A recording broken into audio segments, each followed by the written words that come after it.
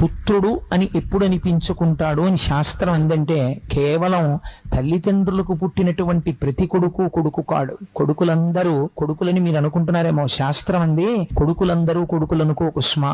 కొడుకులు 5 రకాలుగా ఉంటారు. కొడుకు పుట్టినప్పుడు మొట్టమొదటి పుట్టినటువంటి కొడుకు రుణపుత్రుడు.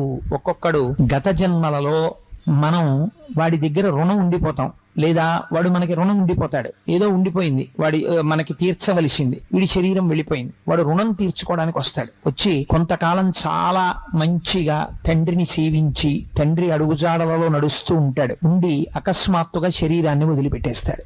అందుకే రుణానుబంధ రూపేణ పశుపత్ని సుతాలయాహ, ఆ రుణపుత్రుడు అంటారు. రెండవ వాడు మిత్రపుత్రుడు. అది చాలా గమ్మత్తుగా ఉంటుంది. ఆయన ఎలా ఉంటాడంటే, స్నేహితుడు ఎలా ప్రవర్తిస్తాడో అలా ప్రవర్తిస్తాడు. అంటే సాధారణంగా ఎప్పుడో చిన్నప్పుడే వాడు LKG UKG నుంచి ట్రాన్స్ఫర్ హోల్ జాబ్ అండి అని ఏ అమ్మమ్మ గారి దగ్గర లేకపోతే నాయనమ్మ తాతగారుల దగ్గర వాడు చదువుకుంటాడు. వాడికి తండ్రి గారిని చూస్తే ఒక స్నేహితుడి భావన, ఓ గౌరవంతో నాన్నగారు బాగున్నారా అండి అంటాడు. అంతకు మించి పెద్ద ఆప్యాయత ఏమి ఉండదు. కాబట్టి మిత్రపుత్రుడు. ఆ మూడవ వాడు ఉంటాడు, వాడు సేవక పుత్రుడు. వాడిది చాలా గమ్మత్తుగా ఉంటుంది. వాడికి అక్షరం ముక్క రాదు, తండ్రిని ఉద్ధరించలేడు, ఓ రూపాయి సంపాదించలేడు, వాడు ఎందుకు పనికిరాడు. కానీ వాడికి ఉన్న గొప్పతనం ఏమిటో తెలుసా అండి? మీరు వెళ్ళే గేటు దగ్గర నించున్నారు అనుకోండి, వాడు కుర్చీ పట్టుకొట్టేస్తాడు. నాన్నగారండి కూర్చోండి నాన్నగారండి అంటాడు. పడుకున్నారు అనుకోండి, నాన్నగారండి మీ కాళ్ళు పడతానండి అంటాడు.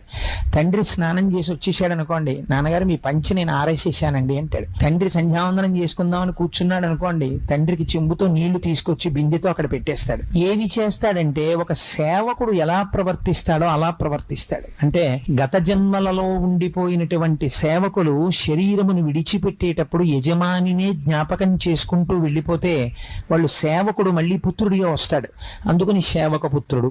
ఇంకొకడు ఉంటాడు, వాడు విచిత్రమైన వ్యక్తి, కర్మపుత్రుడు. వాడు ఎందుకు పనికి వస్తాడంటే, చిన్నప్పటి నుంచి ఎక్కడో హాస్టల్లో ఉంటాడు, అలాగే పెరుగుతాడు. ఆ తర్వాత ఇంజనీరింగ్, ఆ తర్వాత PG, ఆ తర్వాత ఉద్యోగం వచ్చేస్తుంది. వాడు ఎక్కడో చదువుకుంటుంటాడు, వాడు ఎక్కడో ఉద్యోగం చేసుకుంటాడు, వాడి అకౌంట్ వాడే వేసుకుంటాడు. వాడు ఒక రోజున వచ్చి దండం పెడతాడు, నాన్నగారండి మీ కోడల్ని తీసుకొచ్చాను ఆయుష్మాన్ భవ అంటాడు తండ్రి. వాడు వెళ్ళిపోతాడు.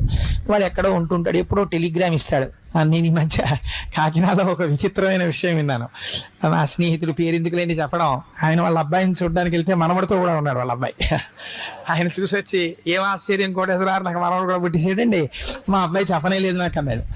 ఒక్కొక్క కొడుకు అలా ఉంటాడు. కాబట్టి వాడు ఎప్పుడు వస్తాడంటే, ఈ తండ్రి శరీరం పడిపోయిన తర్వాత వాడికి టెలిగ్రామ్ ఇస్తారు. వాడు ఎక్కడో అమెరికాలోనో రష్యాలోనో ఎక్కడో ఉంటాడు. వాడు పుట్టినందుకు ఈయనకి ప్రారంభం ఏమిటంటే, ఓ 48 గంటలు ఐస్ పెట్లో ఉంటాడు. ఆయన ఉంటే వాడు వస్తాడు. వాడు వచ్చి ఏం చేస్తాడంటే, బయటికి తీసి దీన్ని అంచి చేసేస్తాడు. చేసేసి, అంత టైం లేదండి, 11 రోజులు సెలవు కుదరదు, దీనికి లఘువు ఏమైనా ఉందా అని అడుగుతాడు పండితుల్ని పిలిచి. ఏదో చెప్తారు వాళ్ళు, ఏదో చేయి నీ కర్మ, ఏం చేస్తావు మరి, మీ నాన్న ప్రారంభం అంటారు. వాడు చేసేసి విమానం ఎక్కి వెళ్ళిపోతాడు. ఇంకా మళ్ళీ ఎందుకు ఇండియా, ఇంకా అవసరం ఏముంది, ఉన్న ఒక్క సంబంధం కూడా పోయింది. ఫోటో ఉంటుందో ఉండదో నాకు తెలియదు, అవన్నీ నన్ను అడక్కండి. కాబట్టి వాడెవరంటే, వాడు కర్మపుత్రుడు. ఎక్కడో ఆఖరణ ఒకడు ఉంటాడు, వాడు నిజపుత్రుడు. ఆ నిజపుత్రుడు ఏం చేస్తాడని అడిగింది శాస్త్రం. వాడు ఏ పని చేసినా తండ్రి వైభవాన్ని దృష్టిలో పెట్టుకుంటాడు. ఈ పని నేను చేస్తే మా నాన్నగారి కీర్తి ప్రతిష్టలు ఏమవుతాయి అని ఆలోచిస్తాడు.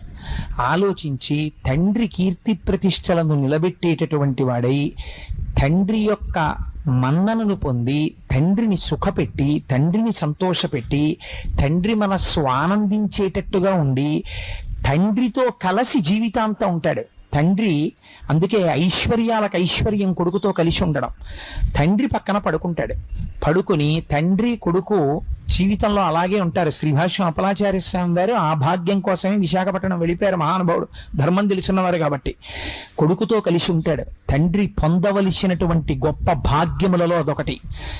కొడుకుతో కలిసి ఉంటాడు. చిట్ట చివర ప్రాణోత్క్రమణం అయిపోతున్నప్పుడు, నాన్నగారండి అని దగ్గరికి వచ్చి తన తొడ మీద తండ్రి శిరస్సు పెట్టుకుని ఆ తులసి తీర్థాన్ని తండ్రి నోట్లో పోస్తూ తండ్రికి అంత్యేష్టి సంస్కారం చేసి 11 రోజుల అశౌచాన్ని పాటించి, తాను ఉన్నన్నాళ్ళు తన కొడుకుల చేత కూడా తండ్రికి శ్రాద్ధం పెట్టించి తండ్రి యందు పరమ గౌరవంతో మాట్లాడతాడు.